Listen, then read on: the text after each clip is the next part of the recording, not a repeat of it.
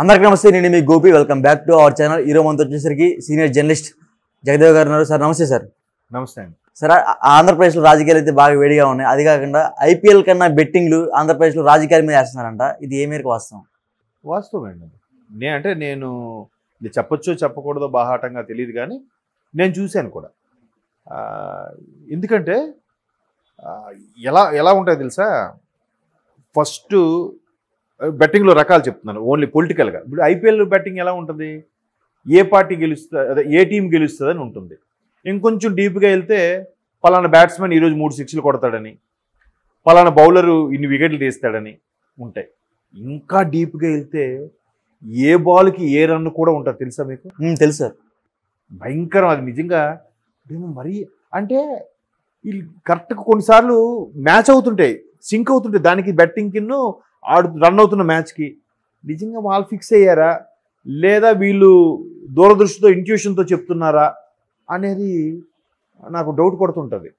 అంటే గుడ్డు ముందా పిల్ల ముందా ఏది వాస్తవం అన్నట్టు. సో ఇప్పుడు రాజకీయాలు కూడా అదే. ఎలా ఉంటాయంటే ఫస్ట్ మా అభ్యర్థి గెలుస్తాడనో బెట్టింగు, తర్వాత ఎన్ని ఓట్ల మెజార్టీతో గెలుస్తాడనో బెట్టింగు, తర్వాత ఇన్ని నుంచి ఇన్ని సీట్లు వస్తాయి మొత్తం ఓ బెట్టింగు, గవర్నమెంట్ ఫామ్ చేస్తుంది అనేది బెట్టింగు, మా అభ్యర్థి మంత్రి కూడా అవుతాడన్న బెట్టింగు.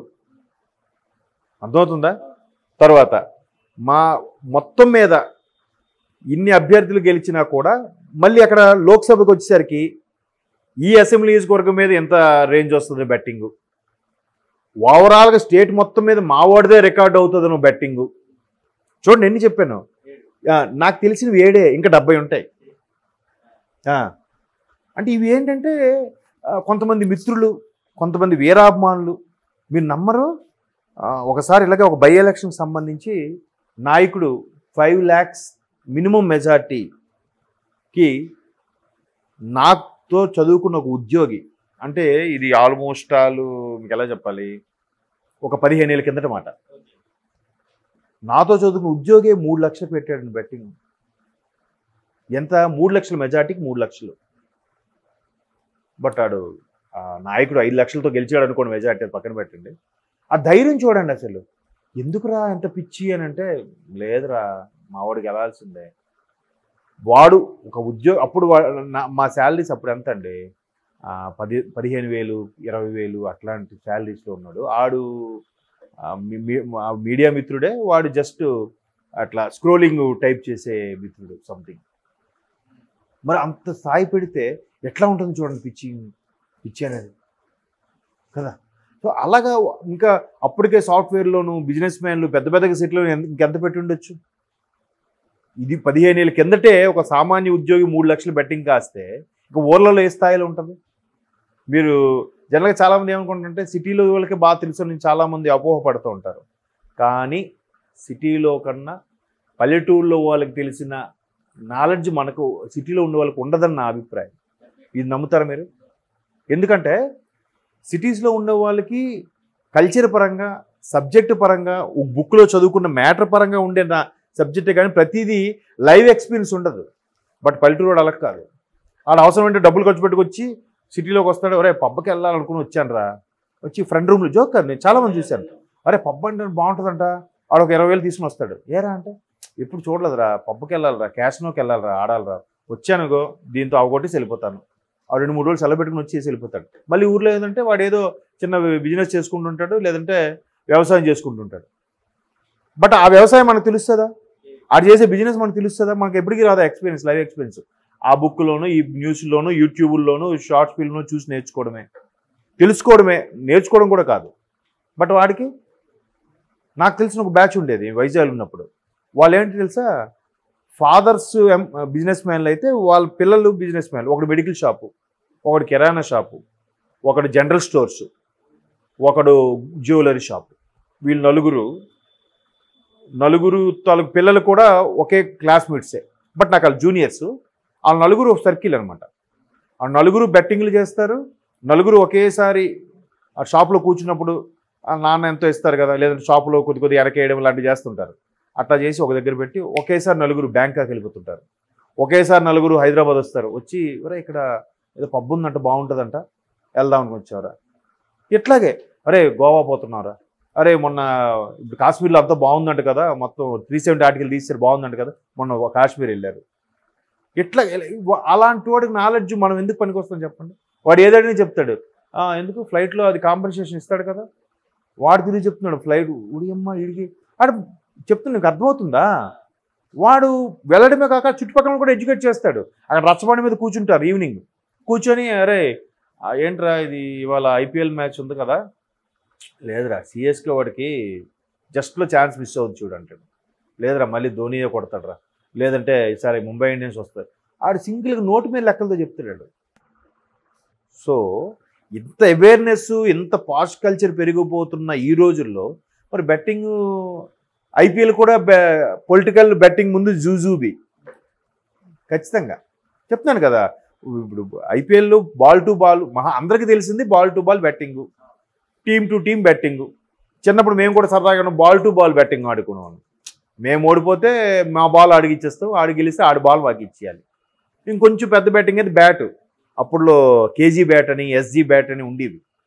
అరే అప్పుడులో బ్యాట్ అది 4-5 వేలు చాలా ఎక్కువ, అందరూ చందాలు వేసి కొనుక్కున్నవే. ఊరే ఓడిపోతే మన బ్యాట్ అడిగి ఇచ్చేయాలా, కానీ అలాగే బ్యాటింగ్లు ఉండేవి సరదా. అప్పుడు మనిషికి 50 రూపాయలు 60 రూపాయలు అలా పడేది షేర్లో. అంటే చెప్తున్నాను, అలాంటి బెట్టింగ్లు ఇప్పుడు ఎక్కడ ఏ స్థాయికి వెళ్ళిపోయాయండి. లక్షలు, కోట్లు, పొలాలు, తాకట్లు. అదేదో కాదేది కవితకి అనర్హం అన్నట్టు కాదేది బెట్టింగ్కి అనర్హం. పెళ్ళాలు పుస్తుల తాడులు, ప్రతిదీ బెట్టింగే. ఇంతకుముందు తగ్గిపోయింది. ఇంతకుముందు రిలీజ్ సినిమా కూడా అలాగే ఉండేది పిచ్చి, మీకు తెలుసా.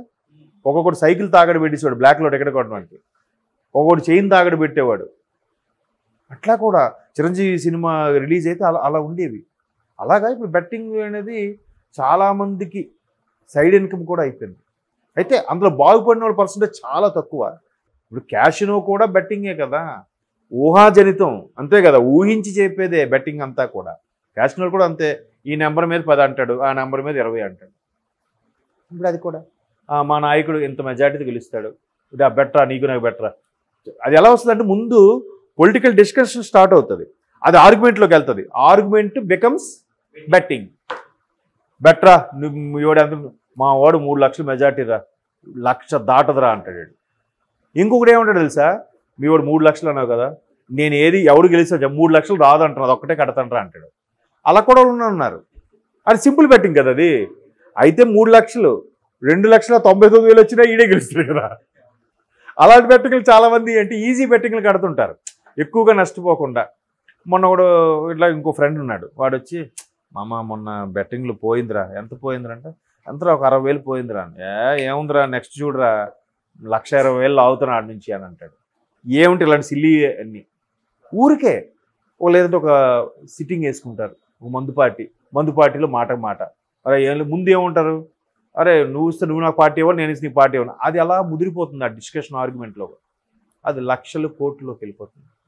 మొత్తం ఓవరాల్గా చూస్తే ఎన్ని కోట్లు నాకు తెలిసి ఒక రాష్ట్ర బడ్జెట్ని శాసించే దీనికి అయిపోతుందేమో అనిపిస్తుంది కదా. అంటే నా అనుభవం నేను చూసి చెప్తున్నాను, మీకు కూడా అలాంటివి ఎదురుపడే ఉంటాయి చాలా వరకు. సిల్లీగా ఎలా ఉంటుందంటే, అరే చదువుకున్న రోజుల్లో అరే నువ్వు ట్రీట్ ఇవ్వాలరా, లేదా నేను నీకు ట్రీట్ ఇవ్వాలరా, ఇలా సరదాగా ఉండేవి బెట్టింగ్లు. ఇప్పుడు అలా blocks money makes many things. కాబట్టి ఐపీఎల్ కూడా ఎందుకు పనికిరాదేమో అనిపిస్తుంది. ఎందుకంటే ఇప్పుడు ఆంధ్రప్రదేశ్ వేడి అలాగుంది రాజకీయ, ఒకవైపు ఎండలు, ఇంకోవైపు ఈ వేడి, మరోవైపు బెట్టింగ్ వేడి. అసలు చిన్న పిల్లలు ఇప్పుడు ఎలా ఉంటుందంటే, పెద్ద పెద్ద పొలిటీషియన్స్ పిల్లలు కూడా బెట్టింగ్లే. ఎందుకు, వాడు ప్రెస్టేజ్, మా నాన్న ఎలాగైనా గెలుస్తాడు రా, వాడికి ఓడిపోదని తెలిసినా కూడా తగ్గడాడు.